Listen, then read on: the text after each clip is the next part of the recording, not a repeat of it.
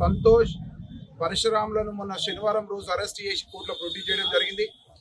దానికి సంబంధించి ఈరోజు నాంపల్లి కోర్టు బెయిల్ కూడా గ్రాంట్ చేయడం జరిగింది.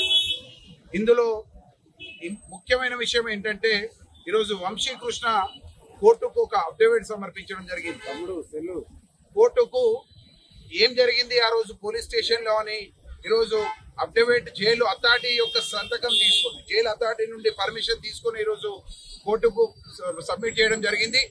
అందులో ఏసీపీ గారు మోహన్ కుమార్ గారు, అదేవిధంగా డీసీపీ విజయ్ కుమార్ గారు అరెస్ట్ చేసిన సమయంలో అతను హైకోర్టు ఆర్డర్ ప్రకారంగా ఇన్వెస్టిగేషన్ కొరకు పోలీస్ స్టేషన్ కు వచ్చిన సందర్భంలో అరెస్ట్ చేశాము, నువ్వు హరీష్ రావుకు సంబంధించి వ్యతిరేకంగా వాంగ్మూలం ఇవ్వకపోతే, అదేవిధంగా హరీష్ రావుకు సంబంధించిన అనుచరులకు మచ్చ వేణుగోపాల్ రెడ్డి మరియు అదర్ వ్యక్తులకు వ్యతిరేకంగా వాంగ్మూలం ఇవ్వకపోతే ఈ కేసులో అరెస్ట్ చేశామని గ్రహించడం జరిగింది అని అఫిడవిట్ లో చెప్పడం జరిగింది. అదేవిధంగా నానా బూతులు తిడుతూ రాయరైలి అంటే పత్రికా ముఖంగా తెలియజేయని విధంగా ఈరోజు నానా బూతులు తిట్టారు డీసీపీ అని చెప్పి కూడా తన అఫిడవిట్ లో కోర్టుకు సమర్పించడం జరిగింది.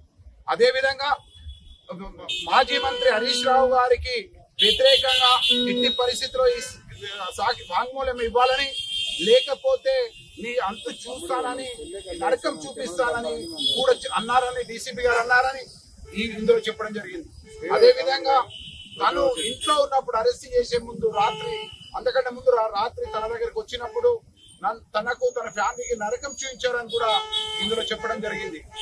ఈ కేసులో హరీష్ రావు గారికి మరియు వారి అనుచరులు మచ్చ వేణుగోపాల్ రెడ్డి గారిని ఖచ్చితంగా ఇందులో ఇరికించాలనే ప్రయత్నం చేసినట్టు ఈ యొక్క అఫిడవిట్ ద్వారా తెలుస్తా ఉంది.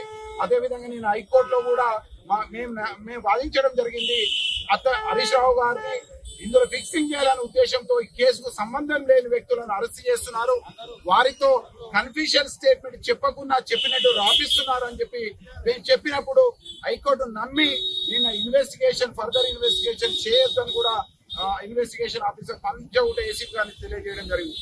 ఈ రోజు హైకోర్టు ఇచ్చిన ఆర్డర్ ప్రకారంగా ఈ అఫిడవిట్ మేము కోర్టులో సమర్పించినప్పుడు కోర్టు ఈ రోజు వారు అందరికీ 20,000 సొంత పూచికత్తుతో 2 షూటీలతో వారికి బెయిల్ ఇవ్వడం జరిగింది. కోర్టులో మేము అతను చెప్తున్నాడు, ఇది చెప్పదలుచుకున్నాడు అని చెప్పి పిటిషన్ వేసినప్పుడు కోర్టు వారు జైలు అథారిటీకి లక్ష్మణ్ గారు వస్తారు, వారిని అలో చేయండి, వంశీ ఇచ్చే అఫిడవిట్ తీసుకునే విధంగా పర్మిషన్ ఇవ్వండి అని కోర్టు వారి ఆదేశానుసారం ఆర్డర్ ప్రకారం లక్ష్మణ్ అడ్వకేట్ వెళ్లి అతను ఏం చెప్తాడు అతని సొంత రైటింగ్ తో జైలు కోర్టు గారికి సమర్పించడం జరిగింది. ఏం జరిగింది ఆ రోజు అరెస్ట్ చేసినప్పుడు, అదే విధంగా ఎంత బాధ పెట్టారు, ఎన్ని బూతులు తిట్టారు.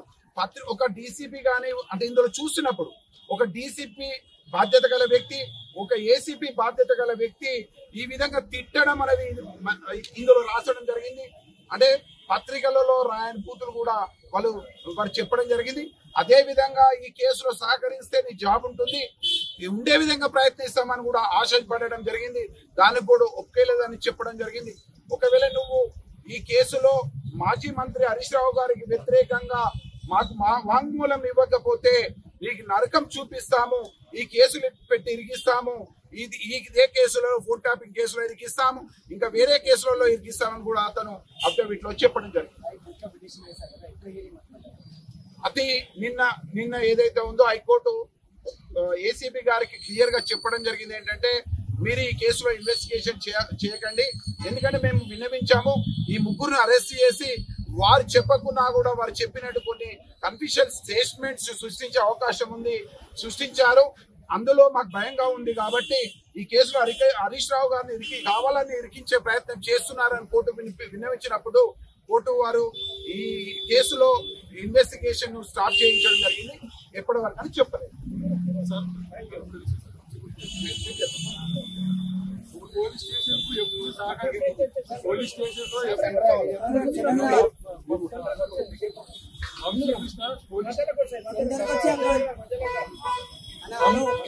వంశీకృష్ణ ఎప్పుడైనా పోలీస్ స్టేషన్ కి కాల్ వచ్చినప్పుడు సహకరించాడు. అయినా కూడా వాళ్ళ అపార్ట్మెంట్ లో కిరాయికుంటాడు. కిరాయికుంటే కోర్టు ఇస్తున్నాడు, కోర్టు నుంచి ఆర్డర్ ఉంది, 5th 10 నుంచి 5 వరకు పైన పోలీస్ అధికారుల పైన ఏ విధంగా చర్య తీసుకోవాలనే విషయాన్ని ఖచ్చితంగా మేము నిర్ణయిస్తాం. ఎక్కడెక్కడ ఏ ఫోరంలలో ఏ విధంగా కేసులు వేయొచ్చు, అదే విధంగా వారికి సంబంధించిన ఎలాంటి స్టేట్మెంట్లు రికార్డు చేయించాలి, వారి మీద ఎలాంటి ప్రైవేట్ కేసులు వేయాలి అన్నదాన్ని ఖచ్చితంగా వంశీకృష్ణ బయటకు వచ్చాక రేపు విచారించి తనను మళ్ళొకసారి ఫర్దర్ గా మేము ఎంక్వైరీ చేసుకొని మేము న్యాయవాదులందరం కూర్చొని రేపు డిసైడ్ చేసుకొని తన ఆదేశాల ప్రకారం ఎవరైతే వంశీకృష్ణ రిలీజ్ అయ్యాక మేము డిసైడ్ చేస్తాము ఏ ఫోరంలో వేయాలి. ఎందుకంటే అతను చెప్పిన విధంగా ఈ కేసులో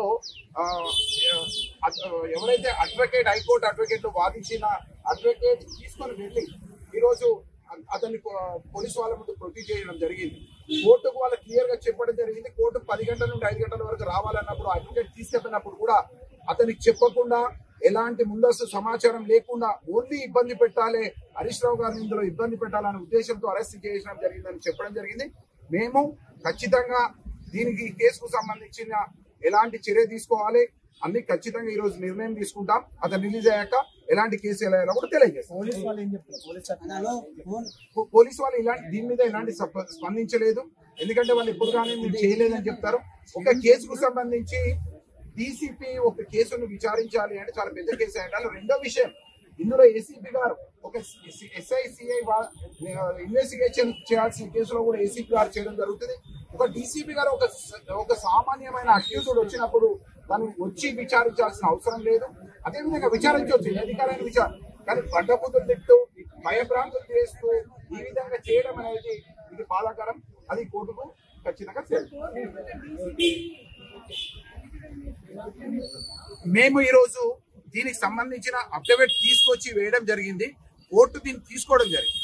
కోర్టు తర్వాత దీనిపై ఒకసారి దాన్ని చూసిన తర్వాత ఎలాంటి చర్య తీసుకోవాలని కోర్టు నిర్ణయిస్తుంది. అదే విధంగా మేము వేయబోయే కేసులో కూడా ఈ అఫిడవిట్ కి సంబంధించిన దీన్ని తీసుకొని ఎలాంటి కేసులు పెట్టాలి, ఏ విధంగా ముందుకెళ్లాలని కూడా ఖచ్చితంగా నిర్ణయిస్తాం. మేము ఖచ్చితంగా చర్యలు తీసుకుంటాం.